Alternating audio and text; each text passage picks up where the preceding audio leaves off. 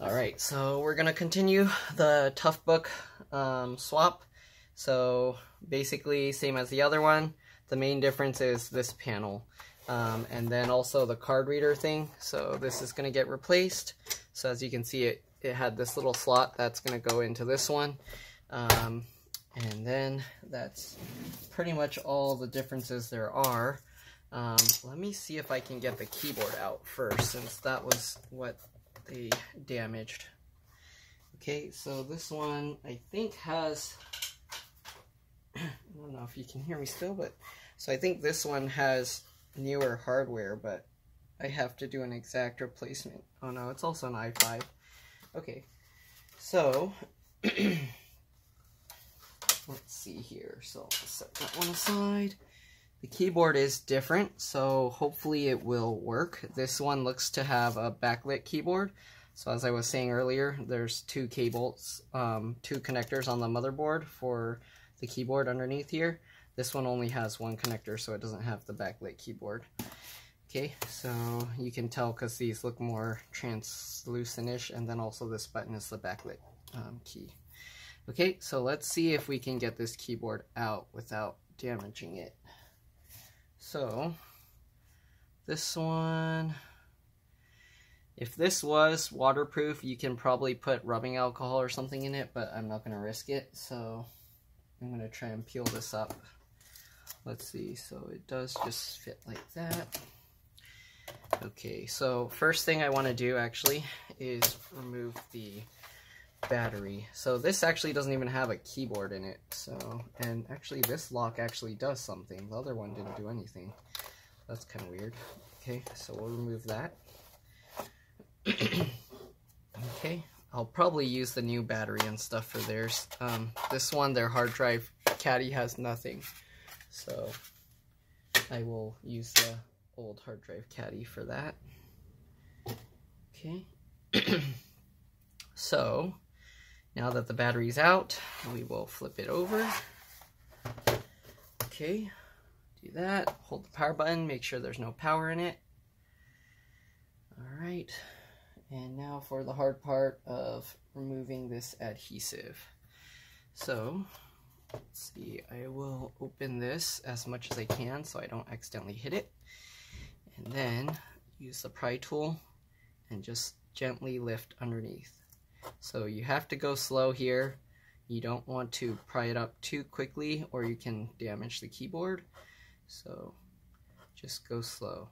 This part, I don't know if I'm going to show this whole thing on video because it's a very long, tedious process. Well, I guess if you want, you can just skip over. I will record as much as I can.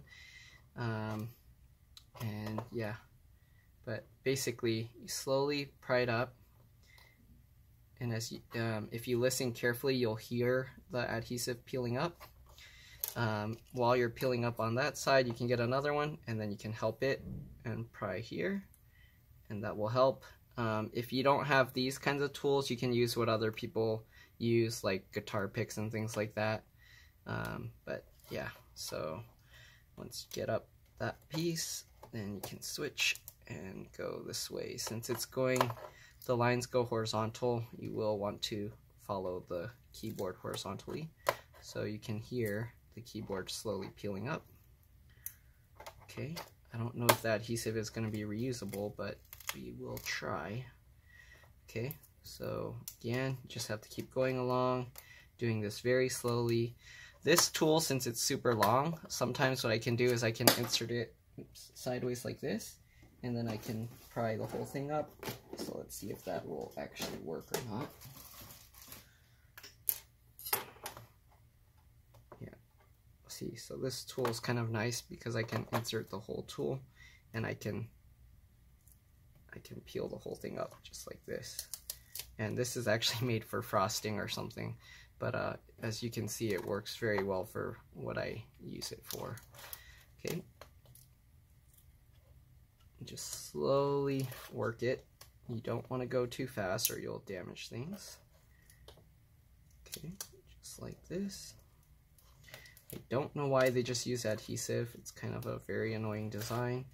And I don't know, hopefully the keyboard and everything will work after all this peeling and prying. Okay, so once you get underneath there, then you've got a switch. Hopefully you can see what I'm doing. Get the tool over there. Okay. And then slide the tool this way and just keep prying it up. Okay, so now that we got that first layer most likely all separated and peeled, we will continue down the side. Okay, just like this, slowly peeling, slowly peeling. Okay, oops, I'm knocking this stuff over. Okay, so just gotta go slowly. Okay, just like this. Don't want to rush. If you want, you can push, if you have like a wedge, you can, and you're not in a rush, you can put the wedge under there, wait a while, it'll slowly peel up the adhesive, and then take out the wedge and move it, and then push it further, and just keep going all the way along, and you'll eventually get the whole keyboard out. But yeah, this keyboard is kind of a pain to remove, so use this tool. So it helps if you have like this kind of tool. You can put the tool in partially, and then you can use that to kind of help you slowly pull up on it, basically like a wedge. So as you can see, if you slowly peel it, you can hear it slowly getting out the adhesive, okay? So again, you have to do this slow and carefully. You don't want to quickly just rip this thing out.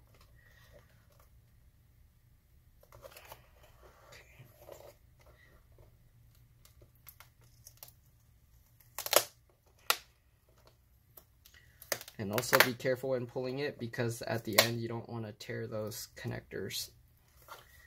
Okay, there you go, almost there. Avoid inserting the tool towards the center, because that's where the cables are, and you don't want to accidentally put the tool too far and then cut it. Okay, so slowly. Alright, let's see here. Oh, the backlight layer actually came off, so we will have to peel that up as well. Okay, so now let's see here. It actually left, I don't know if you can see it, but there's the white layer. That's the backlight layer, so I'm gonna have to get underneath that. It's hard to see with the camera, so let me move that out. Hopefully I can get underneath that layer and remove it. Okay, so now I'm just using the pry tool underneath. Okay, I got it. So there we go. Hopefully you can see, but I'm peeling out this. That's the backlight layer, so that's the layer that it lets the light shine through the keyboard, and it spreads it out so it gets the light through the keys evenly. Okay, so we have to get through that layer to peel up, actually. Okay. Yeah, this is a real pain.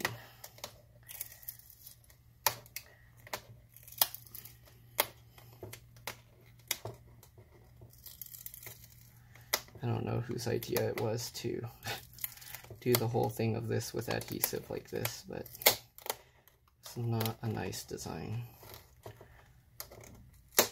Okay. And now the backlight keyboard layer, I'm going to have to fix the plastic because it peeled all weird. So just keep slowly peeling. Just like that. Okay. Okay, there we go.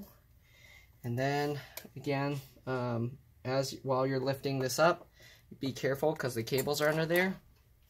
But you will have to remove the screws, so switch to the PH0 or J0. Okay, if you have a longer screwdriver, it'll be very useful. So just get those 2 screws that are holding that metal plate in place. Okay. Move those 2 screws. Be careful with the keyboard, you don't want to rip that cable. Okay. Alright, so now that we got that, you see that metal plate, you will have to pry it up. Let's see here, so I will use the pry tool again. They use an adhesive underneath, so get underneath there, and then you have to pry it up actually. Okay, just like that. There we go. So, now that you have that metal plate pried up, you can remove it. I don't know if you saw, hopefully you saw that, okay? But you pry up towards the front because there's this piece here, okay? Then once you do that, again, you have this plastic here. It looks like the cable they hold down with an adhesive as well. It's kind of annoying. So once you do that, you can peel back this adhesive. Be very careful not to damage the cables. Okay, so there you go. Alright, and then the cables for the keyboard and the backlight are held in with adhesive, so you have to be very careful. Okay, pull these little levers forward. Okay, I don't know if you can even see what I'm doing, but hopefully you'll get what I'm talking about. But basically, you pull the outer latches out, down, and then it comes out like this. So let's see if I can somehow remove the keyboard connectors because they are held in with adhesive. So you want to be careful to remove them. Try and get as close as you can to the connector and then slowly pull on it. You don't want to pull too hard or too fast or you can tear it. Okay, so just slowly pull on it.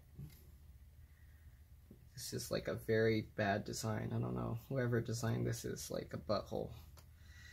So, okay, so just keep peeling this adhesive up. Looks like the whole adhesive strip is coming with it, so I don't know. But yeah, slowly peel it, just like this. Be careful not to crease the cables, because if you crease them, it might prevent them from working. So I always try to prevent it from getting creased if I can. Okay, so the whole adhesive is actually coming up with it, so I guess I'll bring the adhesive over. Let's see if I can do that. I will have to reuse this whole top piece, so it's okay, but I need to remove this, so. Okay, so we'll get this whole adhesive strip out using the pry tool. Just get underneath and lift that adhesive slowly. Just go a little at a time, lift it up, and then move the pry tool over. There we go. And then now we got the keyboard assembly out. So as you can see, this backlight part got a little curled here, so if it does that, just peel it back up and straighten it back out. Okay. Just peel this back off. Okay.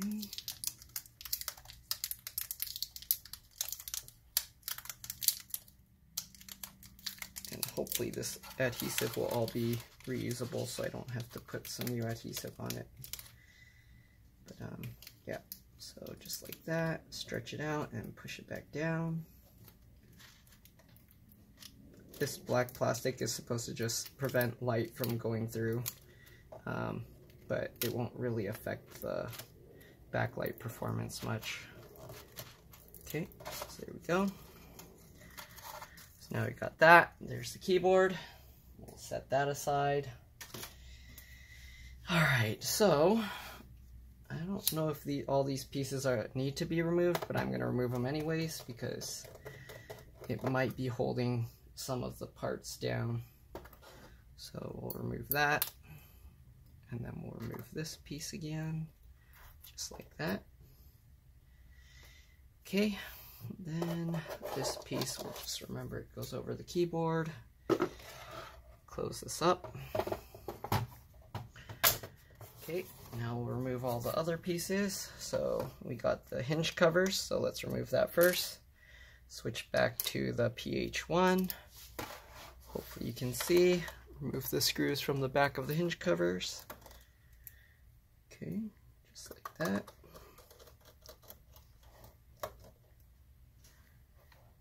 Okay, once you do that, open it up again, and then you can pop these hinge covers off, just like this. Okay, just like that. We are going to leave the hinges in place again, so we don't need to mess with that. Okay, now we'll remove all these little doors and everything like on the other one, and then remove the screws from down at this piece. So I don't know if you can actually see, but these. Okay, so I'm going to remove all the screws just like before. I don't think I had to remove these little feet, so I'm going to leave those. But, yeah, I'm going to go along and remove all the screws again.